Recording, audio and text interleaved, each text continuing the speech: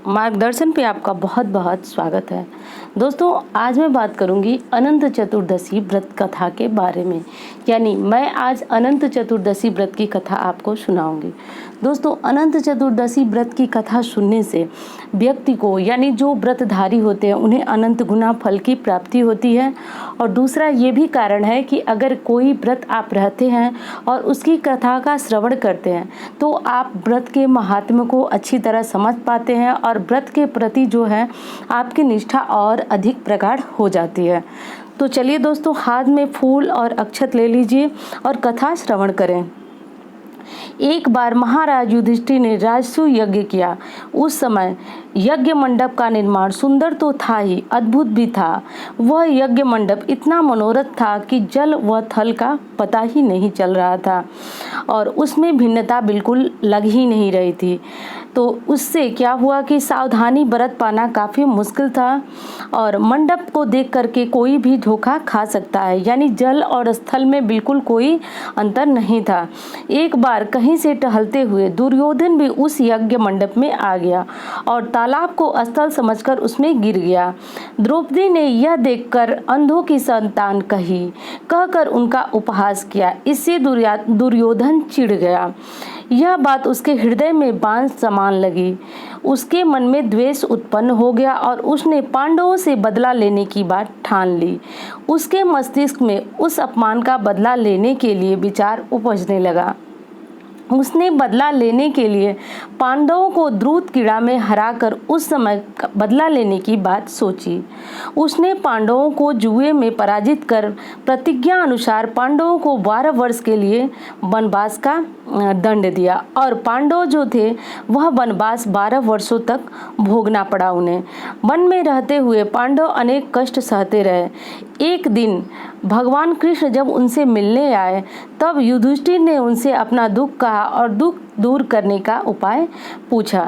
तब श्री कृष्ण ने कहा, हे युधिष्ठिर, तुम विधि पूर्वक अनंत भगवान का व्रत करो। इससे तुम्हारा सारा संकट दूर हो जाएगा और तुम्हारा खोया राज्य पुनः प्राप्त हो जाएगा। तो इसी संबंध में श्री कृष्ण ने उन्हें एक कथा सुनाई। वो कथा इस प्रकार है। प्राचीन काल में सुमंत नाम का एक नेक तपस्वी ब्राह्मण था। उसकी पत्नी का नाम दीक्षा था। उसकी पत्नी सुंदर, धर्मपरायणा तथा ज्योतिर्मयी कन्या थी जिसका नाम सुशीला था। सुशीला जब बड़ी हुई तो उसकी माता दीक्षा की मृत्यु हो गई। पत्नी के मरने के बाद सुमंत ने कर्कशा नामक स्त्री से दूसरा विवाह कर लिया। सुशीला का विवाह ब्राह्मण सुमंत ने कौंडिल्य ऋषि के साथ कर दिया। विदाई में कुछ देने की बात पर कर्कशा ने दामाद को कुछ ईंटें और पत्थरों के टुकड़े बांध दिए। कौंडिल्य ऋषि दुखी हो गए और पत्नी को लेकर अपने आश्रम की ओर चल दिए। परंतु रास्ते में जाते हुए उन्हें रात हो गई। वे नदी तट पर संध्या करने लगे और सुशीला ने देखा वहां पर बहुत सी स्त्रियां सुंदर वस्त्र धारण कर किसी देवता का पूजा कर रही थी। सुशीला के पूछने पर उन्होंने विधि पूर्वक अनंत व्रत की महिमा बताई।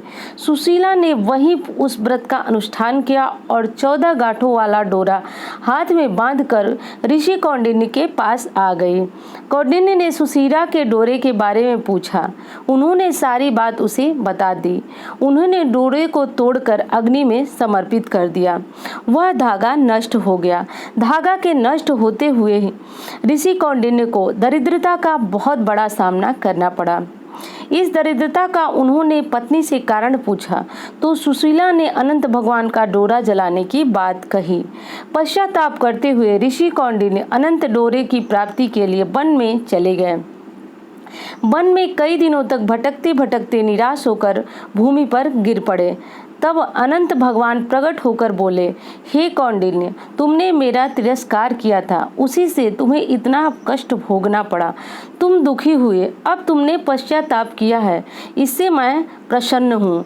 और प्रसन्न होकर के उन्होंने इस व्रत की महिमा उन्हें बताई और उनसे व्रत की विधि यानी व्रत की जो कथा थी वह बताई और उनसे कहा कि ये व्रत वो करें। तो इससे ऋषि के सारे संकट जो है वह दूर हुए और उनकी दरिद्रता जो है वह समाप्त हुई।